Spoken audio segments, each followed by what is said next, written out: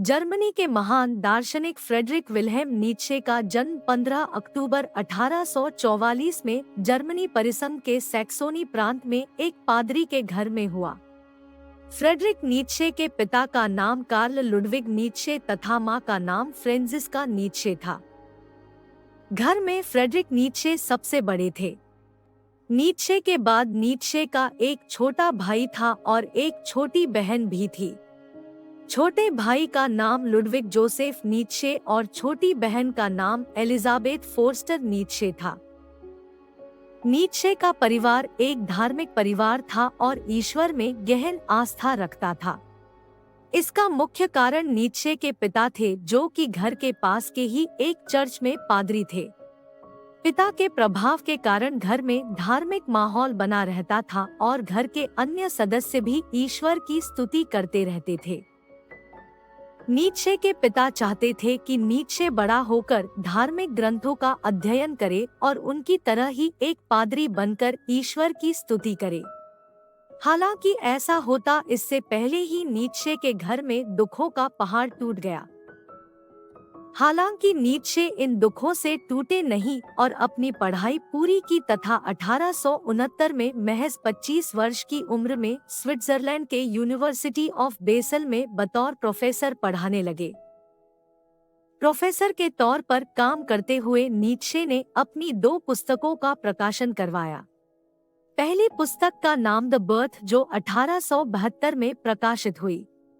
दूसरी पुस्तक human all to human 1878 में प्रकाशित हुई। हालांकि यह दोनों ही पुस्तकें नहीं बिकी।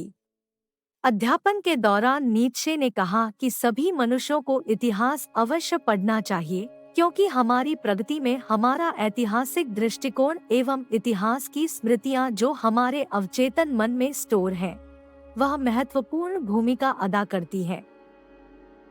हमारे पूर्वजों के विचार, रहन सहन और उस समय की परिस्थितियां हमारे विकास के महत्वपूर्ण पहलू हैं।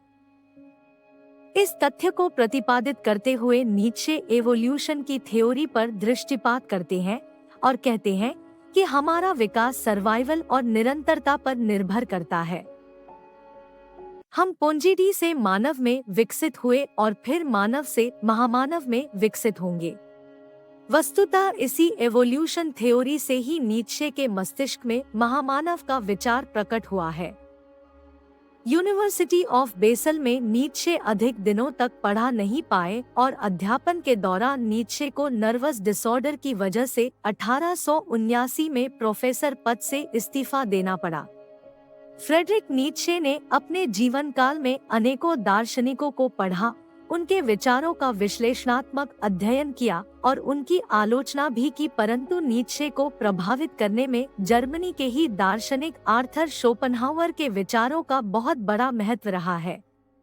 आर्थर शोपेनहावर के विचार मानव और जीवन के इर्द गिर्द घूमते हैं, जिसमें मानव दुख और दुखों की प्रकृति अहम है। नीत्शे ने जब शोपेनहावर के विचार को पढ़ा तो उन्हें दुखों के अस्तित्व एवं इसकी प्रकृति के गहन अर्थों का स्मरण हुआ। नीत्शे खुद ब खुद दुख और एकांत की पीड़ा को एक लंबे अरसे से सह रहे थे, इसलिए भी उन्हें आर्थर शोपेनहावर के विचारों ने प्रभावित किया। हालांकि जैसे हर एक व्यक्ति के मौलिक अधिकार होते हैं, वैसे ही हर एक व्यक्ति की अपनी मौलिक सोच समझ होती है, जिससे वह अपने लिए वस्तुओं से लेकर विचारों तक को चुनने, अपनाने एवं उनका अनुसरण करने में अपनी सूझबूझ का इस्तेमाल करता है। इसी अर्थों में नीत्शे के भीतर यह मौलिकता अन्य मानवों की तुलना में अधिक थी। नीत्शे आत्मविचार की क्रिया के द्वारा विचारों की उत्पत्ति और उनकी विशिष्टता को ठीक ठीक समझ जाते थे।